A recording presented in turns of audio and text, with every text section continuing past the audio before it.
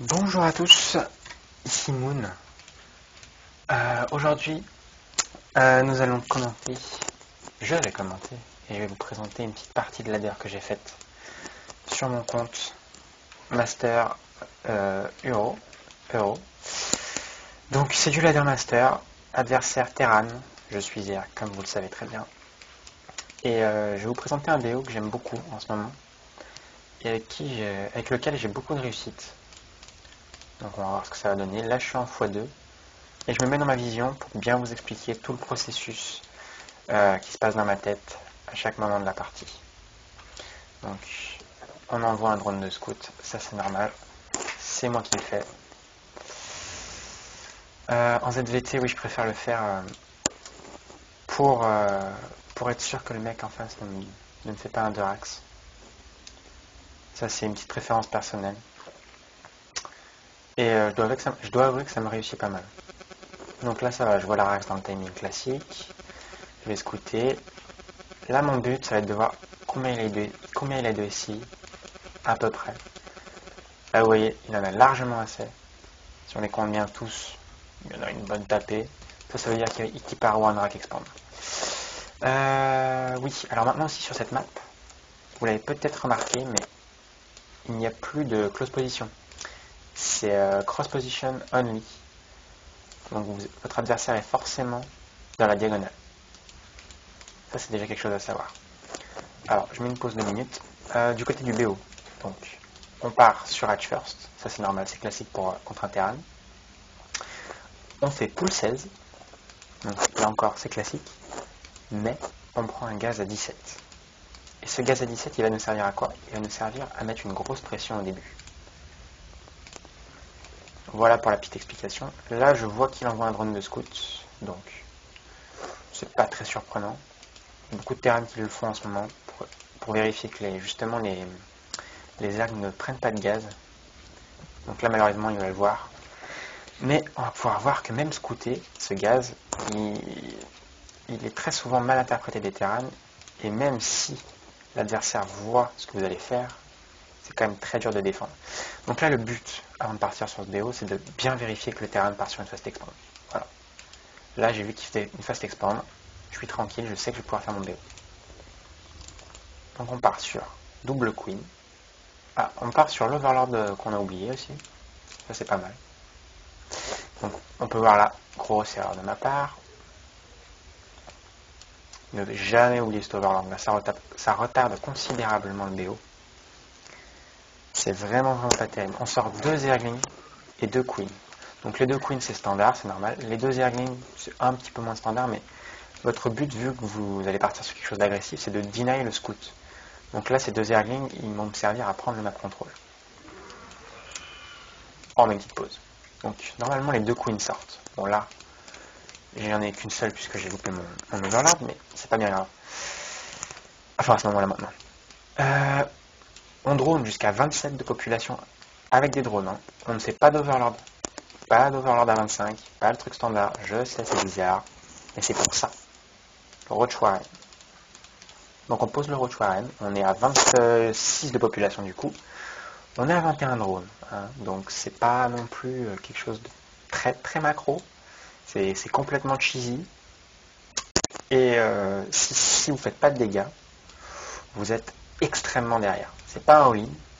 Parce que si vous faites des dégâts, vous n'êtes pas mal dans la partie, mais c'est quand même très très engageant comme push. Donc là, notre but est, quand vous avez posé le Roach Warren, donc on est à 26 de pop, on fait 2 Overlords et on ne drone plus. On ne fait plus rien, juste 2 Overlords. Bon là j'ai fait ma Queen, du coup, parce qu'elle était en retard. Vos Zerglings, donc, ils vous servent à prendre le map control. Là, normalement, j'aurais dû envoyer un Zergling sur la B3 pour voir s'il n'y avait pas un VCS prêt à être envoyé scouter. Mais bon, erreur de ma part, c'est pas non plus bien décisif. Voilà, là on va faire normalement 8 roach. Alors, le nombre de roach, c'est selon vos préférences. Parfois j'en fais plus. Enfin non, parfois j'en fais 10. Donc légèrement plus. Parfois j'en fais moins, j'en fais 5. Mais 5 c'est en général quand j'ai loupé le BO. Qui est pourtant très simple à exécuter, hein, mais ça m'arrive de louper des choses très très simples. Donc ne faites pas comme moi bien sûr. Hein. Donc ici 8 roach. 8 roach c'est la normale. C'est le truc normal. Et on remarque là tout de suite, dès que les 8 roach sont sortis, on recommence à droner d'urgence. Et on évite d'être supply possible. J'aurais dû lancer l'overlord avant de redroner. Donc les roach sortent. Là, il va falloir foncer dans la base de l'adversaire. Pourquoi? Parce que c'est un timing extrêmement serré. Pourquoi c'est serré? Puisque le BO classique des Terran, c'est Hellion Banshee, comme vous le savez bien, contre Zerg. Et les Hellions sortent, normalement, si vous faites bien votre BO, quand les Roach arrivent ici, devant la base de l'adversaire, les premiers Hellions sortent. Et là, il faut les choper à la vitesse de l'éclair et foncer dans la base de l'adversaire. Et c'est là que le BO devient intéressant. Donc, on pourrait croire qu'après cette pression, voilà, on part macro, tout simplement, tranquille. Bon, on n'a pas un nombre de drones très élevé.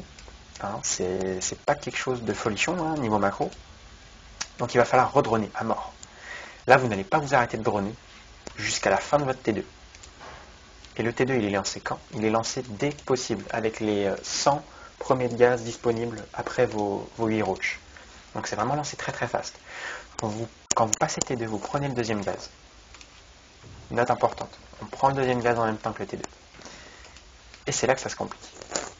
Donc, voilà, les Hellions sortent.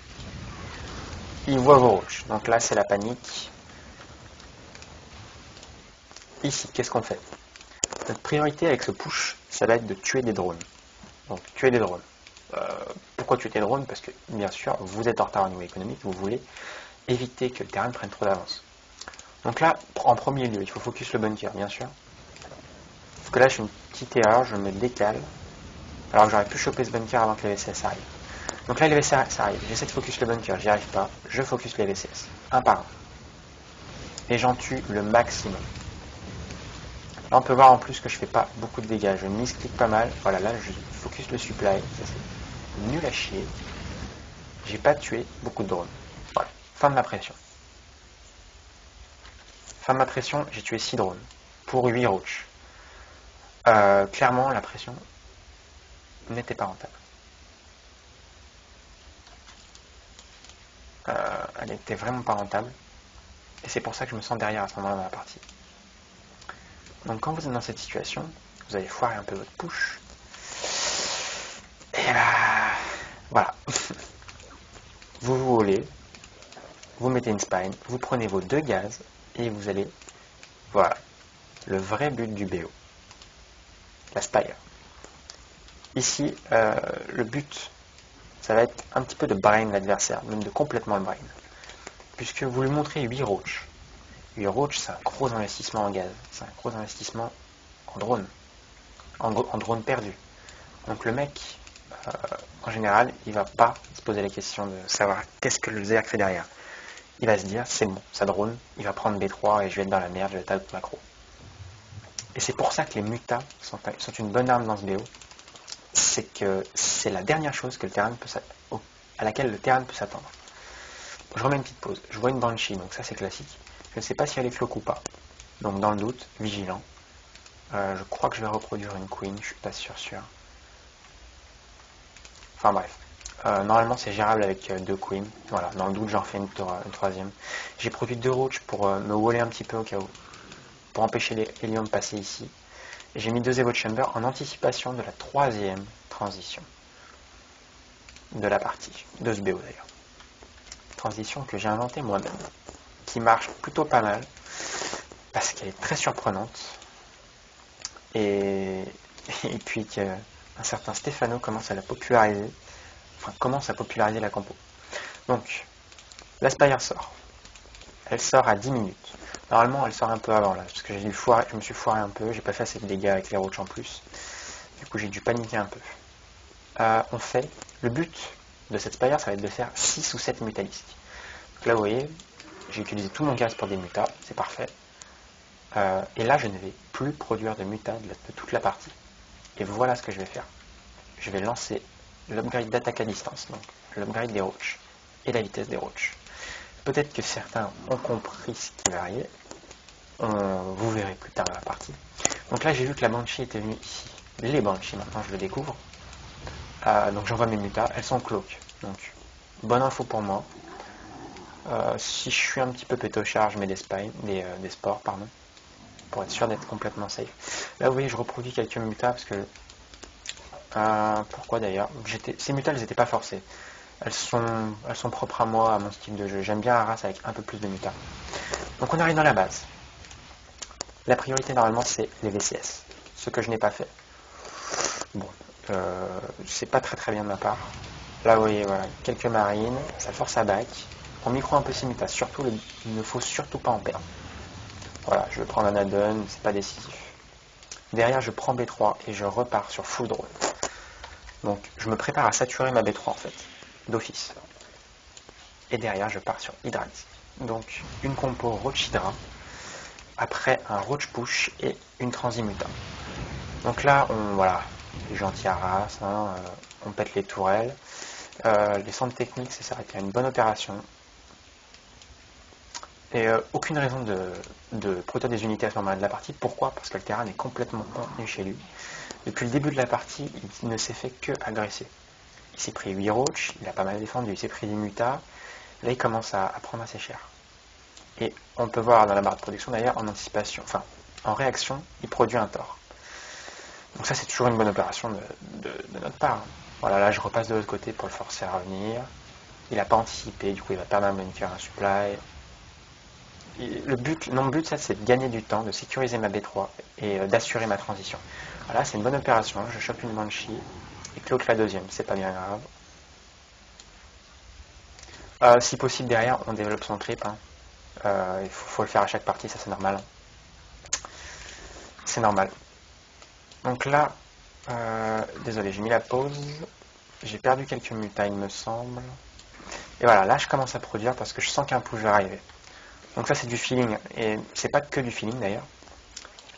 Étant donné que votre adversaire est normalement retardé par vos 2 pushs, le push de 11 minutes, normalement, il est pas mal décalé. Là, il est à 14 minutes. Hein. C'est assez énorme. Donc là, bon, voilà. Une situation importante dans le BO. Vu que vous faites beaucoup de transitions, donc muta, roach, enfin, c'est un peu le bordel ce BO. Quand l'adversaire push ou s'avance à la Xel'Naga et que vous n'êtes pas préparé, c'est-à-dire que vous êtes comme moi, vous avez 10 roach, ça ne suffira pas contre 3 tanks et 20 marines. Hein. Quand vous n'êtes pas préparé, votre but ça va être de gagner le maximum de temps pour produire le maximum d'unités en attendant. Donc là, quitte à perdre des mutas, il faut mieux gagner du temps. Donc là j'ai gagné un peu de temps, j'ai perdu un peu de mutas. Du coup je suis un peu traumatisé, je repars chez moi et je passe en mode production. On peut admirer la magnifique saturation des bases alors que j'ai largement l'économie. Là il y en a 3 de trop, là il y en a 3 qui manquent. Et là il y en a 2-3 en trop. Voilà. Donc on produit des hydralisques.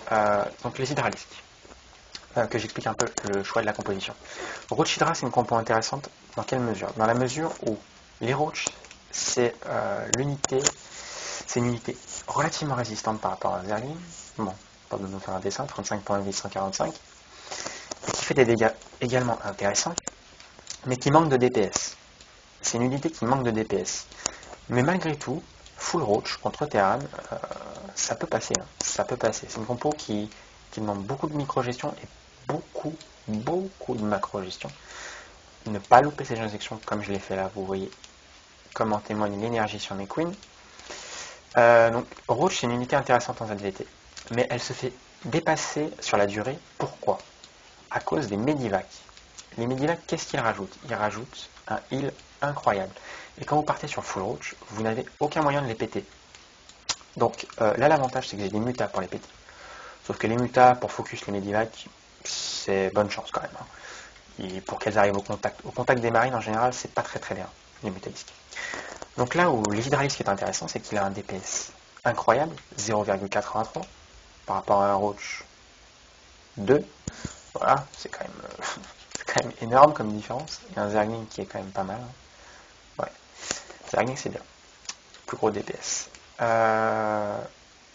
C'est bien et en plus ça tape en l'air. Ça tape en l'air et vous savez que les Medivacs vont moins vite que la Bioball.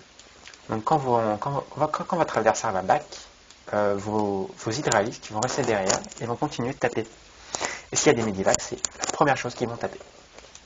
Donc ça permet de limiter le nombre de medivacs de l'adversaire et de rajouter un DPS incroyable à votre armée. En plus des roaches, ça donne une armée très résistante par rapport à un roach Zergling Bailing, Zergling Bailing Infestateur, et ça a un DPS bien supérieur. Donc là, bon, pas besoin de vous le dire, il faut saturer ses bases normalement. Là je suis à 70 drones, mais j'ai pas saturé cette base et j'ai sursaturé celle-là et un petit peu celle-là. Donc là, l'idée c'est ici je sais pas exactement où il est. Est-ce qu'il est là, est-ce qu'il campe à la Xel, est-ce qu'il est rentré chez lui pour prendre B3, je sais pas. Du coup je prends mes mutas et je vais aller chercher. Toujours essayer de prendre l'information. Donc là je vois qu'il y a masse tourelle. Donc le mec a été bien traumatisé des mutalisques. Hein. Mes 7 mutas que j'ai fait, mes 9 mutas, ont été largement rentabilisés depuis un bon moment.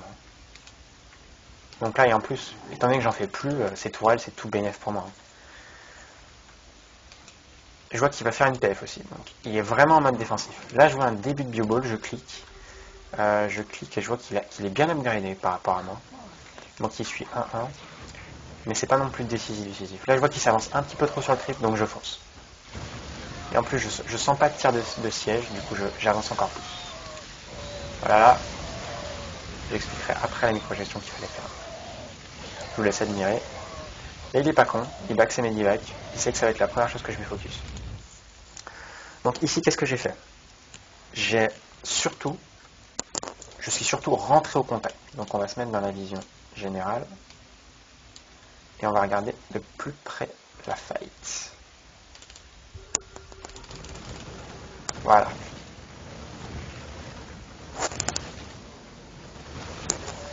Donc, j'ai vu qu'il s'avançait trop sur le creep. Donc j'avance. Je ne me prends pas de tir de tank. Tant que je ne me prends pas de gros shots de tank, j'ai aucune raison de reculer. Donc là je continue, je fonce. Je sens pas de tank, je suis tranquille. Là j'en sens un sur le côté, pas terrible. J'avance mes mutages, je vois qu'il y a 2 tanks siégés, je les mets en shift, même si c'est pas très utile étant donné le nombre, et je continue à avancer. Là le but c'est de rentrer au contact pour que le friendly fire soit au maximum. Et vous voyez que ça a été un énorme viol. Hein. Il a juste rien fait. Donc là qu'est-ce qu'il aurait pu faire? Déjà il n'aurait pas dû perdre autant sur les mutalisques. Il aurait dû avoir son steam pack et ne pas sortir avant son steam pack. Il aurait dû rester juste dans sa base. Vous voyez, il se siège ici. Il met 2-3 tanks là, il wall, il fait sa PF. Je ne peux pas passer. Je ne peux absolument pas passer, étant donné la vitesse des hydralisques hors du creep. Et la mass roach, ça prend quand même pas mal de dégâts sur les tanks. Donc c'est pas gagné. Hein. En plus, il fait 2-3 torts pour me péter mes mutas. Il a largement de quoi défendre. Bon là, à la fin, plus grand chose d'intéressant, je pense, dans la partie. Voilà. Alors, oui, un autre avantage de la composition Roach-Hydra en ZDT, c'est que, comme vous pouvez le voir, je vais vous laisser la vidéo, une Planetary, même réparée par presque 16 SCV, ne tient pas, ne peut pas tenir. Pourquoi? Parce que l'armée de Roach-Hydra, elle a un DPS affolant. Sur un coup, elle a un des meilleurs DPS du jeu. Avec une armée Protoss, bien sûr. Mais, en tout cas, une armée live, c'est un des meilleurs DPS du jeu sur une attaque. Vous voyez, une salve. Paf. On va la refaire. Oh, trop tard.